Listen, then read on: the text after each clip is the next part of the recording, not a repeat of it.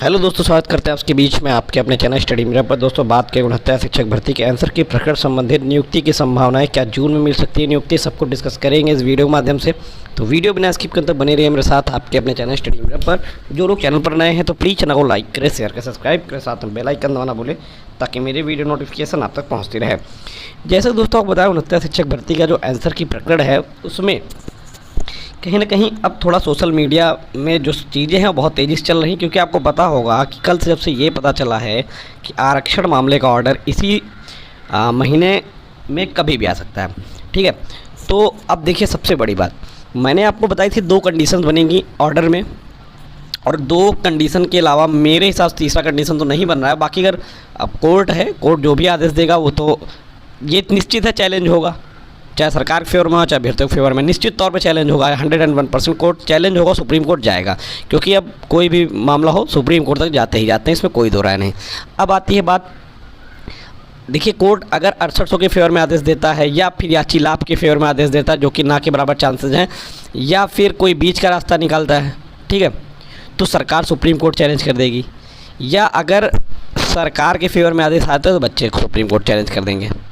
यानी कि अगर सरकार के विरुद्ध आदेश आता है तो सरकार चैलेंज करेगी, अगर सरकार के पक्ष में आदेश आता है तो बच्चे चैलेंज करेंगे। ठीक है, तो ये निश्चित है, इसमें कोई दो राय नहीं, सुप्रीम कोर्ट मामला जाना तय है। लेकिन यहाँ से कंडीशन ये बन रही है कि आंसर की प्रकरण वालों के लिए ये एक अच्छी खबर है कि अगर सरकार के फेवर में आदेश आता है तो इनकी नियुक्ति निश्चित तौर पर मुझे लगता है जून में हो जाएगी। अगर सरकार के फेवर में आदेश आता है तो क्यों हो जाएगी, इसका भी मैं आपको प्रमाण दे रहा हूँ।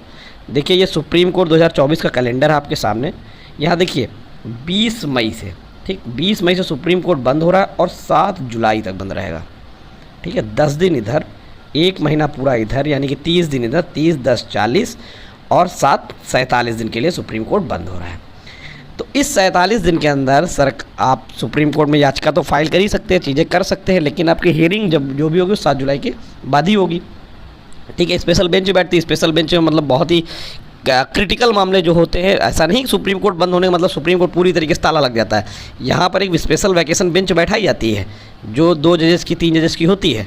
ठीक है, और उनमें वही मामले लगाए जाते हैं जो बहुत ही क्रिटिकल होते हैं।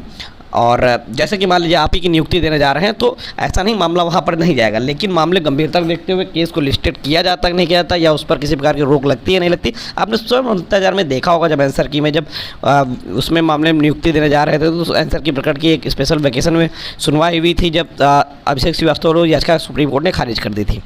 आपको याद होगा बहुत अच्छे से, आंसर की से रिलेटेड मतलब वैकेशन बेंच में सुनवाई हुई थी। तो मामले वहाँ भी जाएंगे, वैकेशन बेंच में जाएंगे, कोई बड़ी बात नहीं है।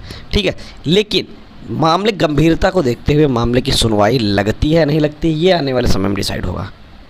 अब रही दूसरी बात, जो दूसरी कंडीशंस क्या है कि अगर मान लीजिए सरकार के पक्ष में आदेश आता है, सरकार के पास 47 दिन का समय है उस आदेश को जल्दी से जल्दी आंसर की वालों को नियुक्ति देने के लिए, क्योंकि जो आदेश आया था, जो एक विभाग का आदेश है जिसमें लिखा हुआ था कि आरक्षण मामले का हल डिवीज़न बेंच से होते ही याचियों को नियुक्ति दी जाएगी।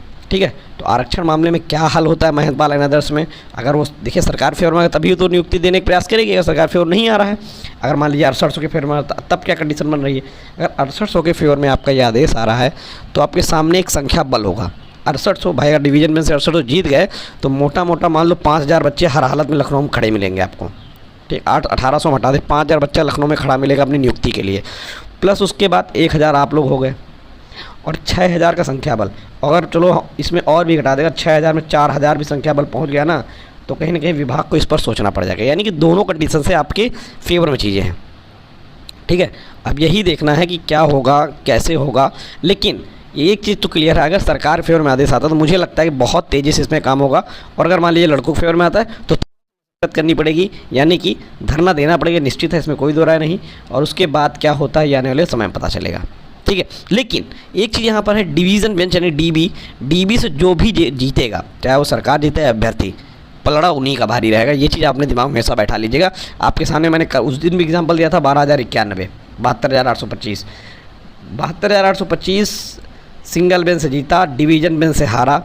ठीक, और सुप्रीम कोर्ट के अंदर 4 सीनियर एडवोकेट होने के बावजूद 15 सेकंड के अंदर याचिका डिसमिस हो गई। 15 सेकंड के अंदर, सुना ही नहीं गया, 4 सीनियर एडवोकेट होने के बावजूद।